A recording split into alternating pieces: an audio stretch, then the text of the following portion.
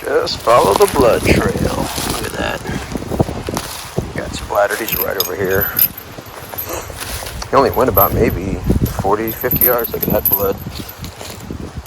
More blood.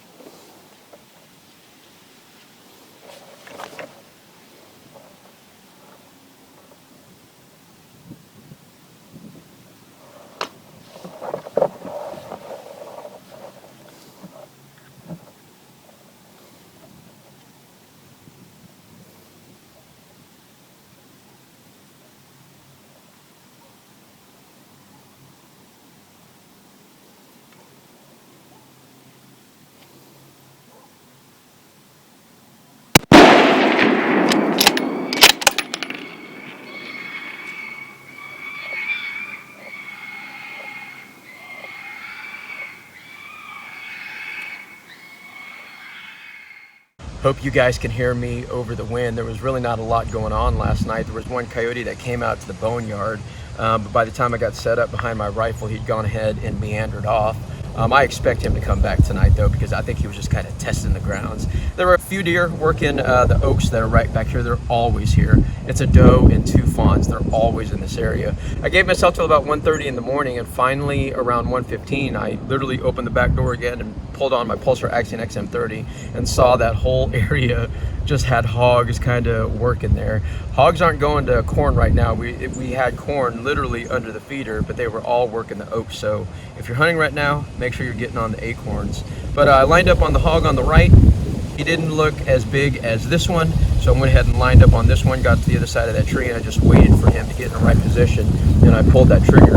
He hit the dirt instantly, even though it was a horrible shot placement. I'm gonna have to watch the video. I don't know if I pulled it or if it literally just kind of straight off. We do have a strong wind, but my experience with the Creedmoor, the wind just does not bucket unless you're beyond 450, 500 yards, depending on your velocity, all that other type of stuff.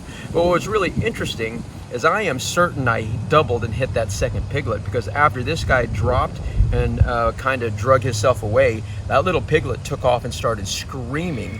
It went about maybe 40, 50 yards northwest, and it attracted the entire sounder. I really hope I caught that audio, but they all kind of worked their way that direction. I thought about getting out of the house and chasing them down, because they actually came closer to the house.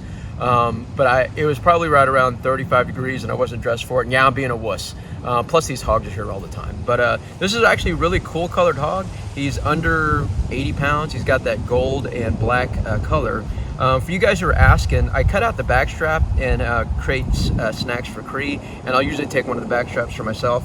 And my buddy Ray is collecting the tails to make fly ties out of them. So we'll get this meat pulled out and get Mr. Cree happy again. At 220 yards, the Hammer 124 grain Hunter bullet hip checked this 100-pound boar at 2,743 feet per second. Even at this distance, this bullet still delivered over 2,000 foot-pounds of energy. Bacon bits for Mr. Cree. I've been at war with a problematic beaver. My first attempt to snare him was an absolute fail. I'll be hunting him bright and early in the morning, so stay tuned for my next adventure.